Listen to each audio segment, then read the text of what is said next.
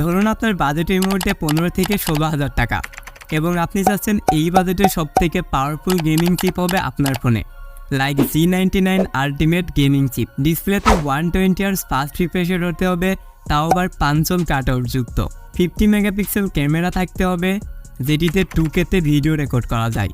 এছাড়াও 5000 mAh ব্যাটারির সাথে 45 ওয়াট ফাস্ট চার্জিং সিস্টেম থাকতে হবে এবং সর্বশেষ সুন্দর একটি ডিজাইন হতে হবে। তাহলে আপনি সঠিক ভিডিওতে ক্লিক করেছেন। কথা বলছিলাম আইটেলের RS4 নিয়ে, যেখানে এই সমস্ত ফিচার্স অ্যাভেলেবেল। তো আজকে ভিডিওতে আমরা এই ফোনটিকে আনবক্স করব এবং এই প্রাইসে সত্যি এগুলো কতটুকু কাজের হবে সেটি জানতে পারবেন আজকের ভিডিওতে। তাই লাইক এবং সাবস্ক্রাইব করে পুরো ভিডিওটার সাথেই থাকুন। তো শুরু করা যাক ফোনটার বক্স কন্টেন্ট দিয়ে। তো বক্সটি ওপেন করলে প্রথমেই পাবে ডিভাইসটি। এছাড়াও বক্সে চার্জার, কেবল, একটি ট্রান্সপারেন্ট ব্যাক কভার, সিম টুল, ডকুমেন্টেশন সবই থাকবে। ডিজাইন, তো এই ফোনটার ডিজাইন অ্যান্ড বিল্ড কোয়ালিটির কথা বলতে গেলে ফোনটির ডিজাইনকে যথেষ্ট প্রিমিয়াম করেছে itel. Front glass and back plastic বা পলিকার্বনেট বিল্ড। এছাড়াও রিয়ারে থাকবে রাউন্ড ক্যামেরা মডিউল।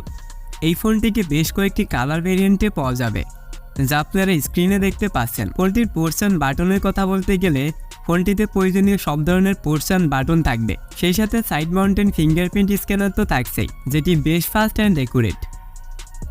কথা বলা যাক ফোনটার ডিসপ্লে সেকশন নিয়ে। তো ফোনটির ডিসপ্লে সেকশনে থাকছে 6.56 ইঞ্চের একটি IPS LCD প্যানেল, যার রেজুলেশন HD+, অর্থাৎ 720x1612 পিক্সেল। এবং আমি যেমনটা বলছিলাম, এখানে রয়েছে 120Hz fast refresh rate, 16 million colour, 269 PPI density. এছাড়াও ডিসপ্লেটা সিন এবং bezels average 81.6% screen to body ratio. সেই সাথে টপ সেন্টারে রয়েছে একটি সিঙ্গেল পাঞ্চল সেলফি ক্যামেরা। তবে এই ডিসপ্লেতে এক্স্যাক্টলি কতটুকু পিক ব্রাইটনেস আছে এই বিষয়ে কোনো অফিসিয়াল তথ্য পাইনি। তো আমার মতে ফোনটার ডিসপ্লে সেকশন একদমই ঠিকঠাক রয়েছে।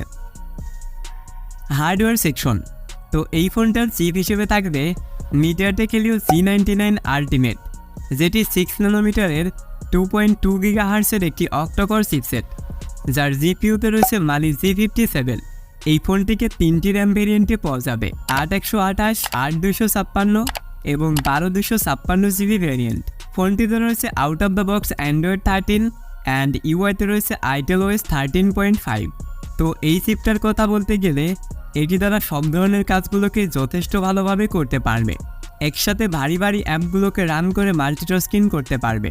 অ্যান্ড গেমিং পারফরমেন্সের কথা বলতে গেলে এটি দ্বারা সব ধরনের গেমকেই হাই আলট্রা গ্রাফিক্সে রান করতে পারবে। সেই সাথে 6nm প্রসেসর হওয়ায় ফোনটি খুব একটা হিট বার্ন করে না। তো আমার মতে এই প্রাইস পয়েন্ট থেকে সত্যিই অসাধারণ একটি চিপ প্রোভাইড করেছে আইটেল। কথা বলা যাক ফোনটার ক্যামেরা সেকশন নিয়ে। তো এই ফোনটার রিয়ারে রয়েছে dual camera setup, but camera মডিউলটি দেখলে মনে হবে ট্রিপল ক্যামেরা মডিউল, যার মেইন ক্যামেরাটি হচ্ছে 50 মেগাপিক্সেল এবং 0.3 মেগাপিক্সেলের একটি QVGA সেন্সর। ফ্রন্টে রয়েছে 8 মেগাপিক্সেলের একটি সেলফি ক্যামেরা। এবং আমি যেমনটা বলছিলাম, ফোনটি থেকে সর্বোচ্চ ভিডিও রেকর্ড করা যাবে 2K 30 FPS পার সেকেন্ডে। ভিডিও কোয়ালিটি যথেষ্ট ভালো। অ্যান্ড মেইন সেন্সর 50 মেগাপিক্সেলের কথা বলতে গেলে এটি দ্বারাও ডে লাইট বা প্রপার লাইট কন্ডিশনে বেশ কোয়ালিটিফুল পিকচারগুলোকে ক্যাপচার করা যায়।